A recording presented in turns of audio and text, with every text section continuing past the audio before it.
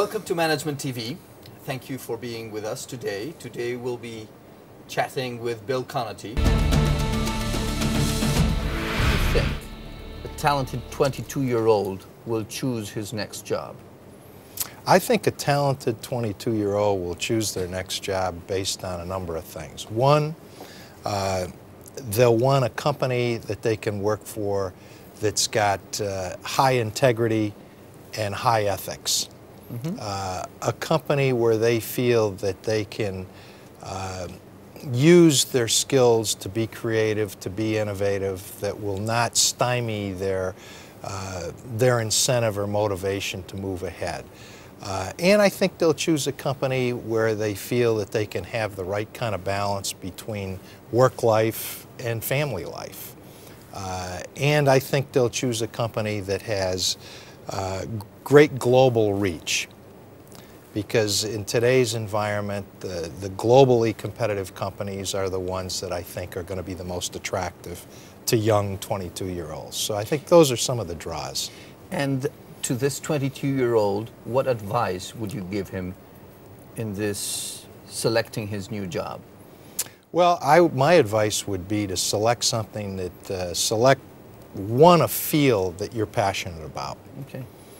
And if you're not sure, you can go on a broader range company-sponsored program where it gives you the variety of maybe seeing 5 or 6 different assignments over a period of 3 or 4 years. If you, in my case, I started on a 3-year program with GE that had 6 six-month rotational assignments. So it gave me an opportunity to look at a half a dozen different aspects of the business while I was still on the program.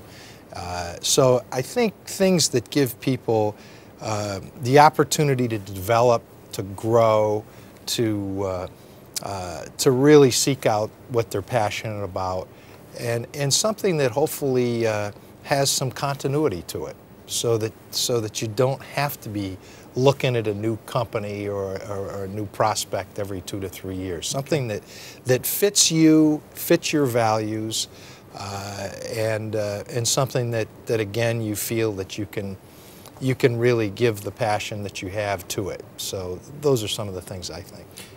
At GE, well, you attracted talent, you developed talent, and you even lost talent because GE is famous for having produced a number of CEOs, 30, 35, in the Fortune 500 companies. Do you see that as a success or a failure of your job? I think it's a little bit of both. I think we, for the most part, we're proud of it. Okay. I mean, we're proud of the fact that people can either excel inside GE or outside GE, but it's usually the GE pedigree that puts them where they are. The number of these top executives that are now leading major Fortune 50, Fortune 100 corporations came out of GE. They're all still personal friends of mine. We talk, we compare notes, and whenever we do talk, it always goes back to their days at GE, and how they feel that grounding at GE and that discipline and that rigor of being able to get results and have values really drove their success both at GE and outside of GE. So I feel very good about it, actually. People development in GE is an obsession. It's not just something that we do as a sideline. It's an obsession. So the only reason I can really feel good about those 35 executives that you mentioned earlier that are outside of GE is that I have 35 coming right behind them. Yes. That are always there, and we know who they are, we know when they're ready, we oftentimes put them in jobs that are huge stretch assignments, but we've got that deep bench. And without that deep bench, you'd be in deep trouble if 35 top executives over the course of a decade or so left you. Can you talk about the succession and how companies should attack succession planning? Yeah, I'll say this, that when I first took the top senior VP of HR job at GE, Jack Welch hired me, and this was in 1993, and the first thing Jack Welch said to me in 1993 was, the biggest job you and I will have is figuring out my successor. So it started It That's started, a king's comment. Yeah, it started 8 years before we actually did it. Okay. So the fact of the matter is that succession planning is not something that's a just-in-time process, with GE, that is. In many companies, it still is that. But in GE, this process started in earnest years in advance of the actual anointment. What were the main steps involved in that process? Yeah, the main steps involved is we have a very rigorous annual, what we call human resource review process. We have an acronym in GE. It's called Session C. So that's the human resource review process. This succession to the CEO job gets reviewed actually more than annually. I mean, you formally do it annually, but you discuss it informally many, many times. So Jack Welch and I, over that period of 8 years that I worked for him, were constantly, daily reviewing who we thought were the top candidates in the company. We put a list together initially. There were 15 or 16 people on the list. That list changed every 6 months. People were taken off the list. People were added to the list. And it ended up, as we got down to the last few years, with 3 or 4 names on it. And of course, you always have a name in case there's an emergency, as we would call the hit-by-bus scenario, where, you know, all of a sudden Jack Welch is gone and you've got to put someone in. You always have an emergency scenario. But assuming that didn't happen, we were down to 3 or 4 names. And what we wanted to do then, when we were within a few years, is get as many looks at these individuals in different situations as we could. So we would change their job assignments. We'd put them in different GE businesses to give them a broadening and to see how adaptable, how flexible they really were. And then in the end, you know, it got down to the point where all 3 were outstanding. And I was convinced at some point in time that someone would quickly emerge from the pack. You changed your bets from one to the other. But it didn't happen that way. All 3 individuals were truly outstanding at the end. And it was just a matter of saying, okay, who do we feel is the best bet for the long-term future of this company? Knowing that the other 2 individuals were going to be taken immediately by outside companies. So in this case, we made the bet on Jeff Immelt, and within a week, Jim McNerney had been appointed CEO at 3M, and Bob Nardelli had been appointed CEO at Home Depot. As a whole, you would say the succession plan was achieved, was successful? Yeah, I mean, time will tell. I mean, time always tells on these. I think Jeff Immelt is a terrific individual. He shares the company's values. He's pushing the company in new directions. He's trying to continue to grow the company globally. He's looking at the whole concept of growth leaders. He wants people who can not only execute and deliver bottom line results, but can help grow the company. You said the focus of GE was people, and you were the head of the people department. You were the best paid human resources manager in the US. What made you unique? What do you think are your skills, your DNA that made you so valuable for Jack and for GE? I think that Jack and I hit it off. I mean, we both loved the company. We both loved to get up every day and try to make the company a better company. We're both firm believers in people. We both come from humble beginnings, so you know, we don't have a problem relating to people right on the factory floor, to union leaders. What I love about my job, and I think what my skills worked extremely well, is that I was every bit as comfortable dealing with a union leader on the shop floor as I was the CEO of the company. So So it's that human aspect. It's that ability to really relate to human beings. A lot of people work in the human resource field, and I'd say there's some that aren't quite as human as they need to be. So so I have a little motto. Because I'm surprised, you know, you say that what's unique is that you relate to human beings. And I said, no, Yeah. I want something more unique than that. Yeah, no, I had a boss in GE, wasn't Jack Welch, it was someone before Jack who said, this is the first human resource guy that's ever worked for me that really cares about human beings. So I always say, along with other things, never forget the human in human resources. Now, I think some of the facts that helped me, characteristics were that I started in operations. Okay. So I didn't start in human resources. I started in manufacturing. So I brought that business perspective to the function.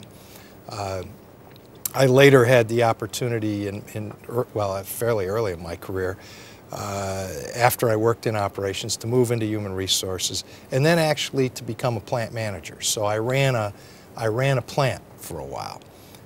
So, you know, when you get that operational perspective, it adds a lot to the human resource side, because you have a much deeper understanding as to what levers, what kinds of pressures, what kinds of issues, what kind of challenges your CEO is facing.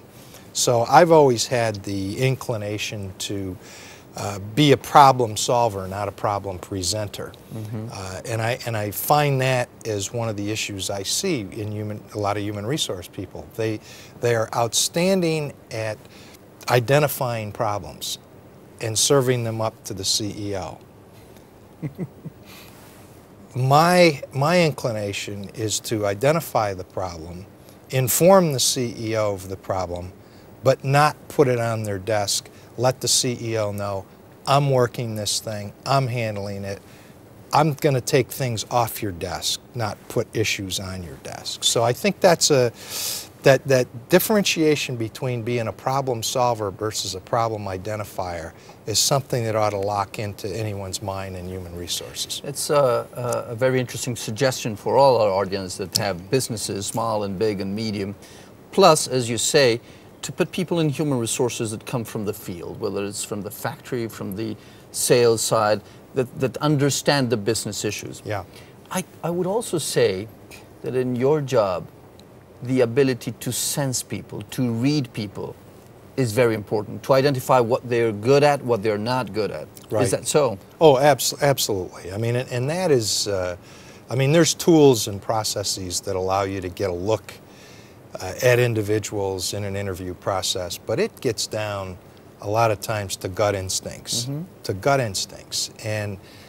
gut instincts come into play depending on where you've been, how much experience you've had. You know, it's something that happens as you mature, as you evolve in your own career. So the fact that I'm pretty pragmatic and pretty practical in my approach to life in general, it's not too difficult for me to sniff out someone who is you know, a BS artist or someone who's, you know, really not as straight as we'd like them to be. So somebody putting on false pretenses or whatever is usually fairly transparent to someone who's been around a while. Have you studied psychology? Do you think psychology, formal psychological training, has some value, or you think that the important aspects are just gut feelings? Oh, I think, you know, I think psychological analysis in that probably has some real bearing here. But I think that companies that rely 100% on psychometric testing and those kind of tools, I think are missing something. Because I think what they're going to end up with is they're going to end up with all people looking the same in their company. And what you want is diversity of thinking, diversity of feelings and action. So I think, yeah, sure, I think psychological analysis has its place, but I think relying too heavily on that. Until now, we've been organized in corporations, very static, very, military organizations, military type organizations. More and more outsourcing, but now today is a network economy, and people work from home, and they're their own company. But what's the trend? What's your vision on the next 20 years? Yeah, if I had to look at it from a standpoint of what I've seen up to this point and what I see going forward, I see the big issue and the big challenge, I should say, maybe not an issue, is the globalization of the workforce. I mean, today, if you can get the work done, as you mentioned outsourcing and the like, but if you can get the work done in China, if you can get the work done in Eastern Europe, you can get the work done wherever, that's where you're going to do it. I mean, you're going to go to the most globally competitive environment and workforce that you can find. So I think that, there will be more probably of flexible arrangements around work where people can work at home, where in a lot of countries, including even the U.S., that the aging workforce has become an issue, where the baby boomers are leaving the workforce, and yet there's a gap in between how long it's going to take the current university crowd to get up and fill the key technical skill gap. So I think you're going to find people working longer in years in life instead of retiring earlier, or having some kind of part-time work arrangement where they can coach and mentor the younger workforce to help fill that gap. So I think there'll be, there'll certainly be telecommuting, there'll be flexible work arrangements, they'll be working from home, there'll be part-time work. But I think also this element of retirees, so to speak, that still have a lot to give and not be a threat or a block to the current workforce, can help in a coaching, mentoring, part-time kind of role. So I think that's those are going to be the new issues. roles. You mentioned retirement. You know how retirement age was fixed. Bismarck asked their notaries, what's the life expectancy? And they said 65. So let's put that retirement age. Yeah. Well, today life expectancy is 20 years more than that, and it will still increase. So we need to rethink what we call retirement. Exactly. On one side, because of all the social security issues and the funding of retirement, but on the other side, from a human perspective, you have incredibly experienced people with willingness to continue doing things and new roles like consulting, like working from home. So no, it's exactly right. I mean, I look at myself right now, and I just spent 40 years with GE, and you're running at 150 miles an hour the whole time you're there, and it's very difficult to just stop dead at the end of all that and do nothing. So, I've decided, what I'm going to do is I've got two criteria. I'm only going to do things I'm passionate about, and I'm only going to hang around with people I want to hang around with. So, that kind of narrows the field. And yet there's just a myriad of work out there for people like myself. In fact, I've probably turned down 2 of 3 offers or opportunities, on a regular, daily, weekly basis. Amazing. And yet, I'm still having fun. But I can't just stop completely work and go to full-time play. But if I can balance my life to get maybe half work, half play, I'll feel like I'm playing 85% of the time. So, so that's what I'm. That's very good. That's what I'm doing. If you see it from the perspective of the employee, of the candidate, of, again, the young 22-year-old looking for a future and a career, what would be your advice on the skills he needs to build up? I think the advice I'd be giving someone young coming up the line is to really look at some skills that are highly transportable. Adaptability, flexibility would be and staying contemporary, making sure that, Oh, yeah, you know, because updated. the technology is always moving. You've got to raise your own personal performance bar and learning bar on that. So, so those are some of the areas that I'd see. A typical decision a 20-year-old is faced to is, should I be employee all my life? Is that my path, the corporations and building, you know, climbing the ladder? Or is it entrepreneurship? Mm-hmm. You've probably, from the GE perspective, so many cases of that.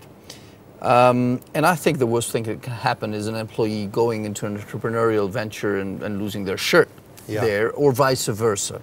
Yeah. What can you say? What advice, what reflections can you do on that issue? Yeah, I mean, I think that no matter which of that category you are, you've got to get a basic grounding somewhere. Okay. I mean, I think there's probably very few Bill Gates and Michael Dells who drop out of school in their before, freshman year of college drop out of school and set the world on fire. But it's wonderful that there are people like that, and there'll be more coming along. But in general, I think that people have to get some kind of basic grounding, and that's where I think like a great training program would give you that, and you'll find out very quickly that, you know, gee, this isn't for me. I'm not, you know, this doesn't feel right. Coming to work at 8 o'clock in the morning and leaving at 6 o'clock at night. I need more flexibility, but you better have something to be able to change that lifestyle. Now, you know, you can do a little bit of both in a major corporation like a GE. Another example of this is Google. You know, they devote time, 20% or of the time you can devote it to your own ventures. Yes. Do you think that's something we'll see more and more, or that's a luxury that Google can give themselves because of their success? I think you know, it's a luxury Google can afford at this point. But I think most companies encourage people to think outside the box. You know, to really be creative, be innovative, but you got to get your job done too. So, you know, but I think there'll be more of that. I mean, I think everybody's trying to break out and come out with that competitive edge, and where is it, and where do I find it? And best place to find it is if you've got 300,000 employees, you've probably got somebody in there with some great ideas if you can harness it and give them the opportunity to do so. Okay. Bill Connerty, the most famous human resources director ever, thank you very much for being with us. Thank you. Thank you. It's a pleasure. Pleasure. Great to see you.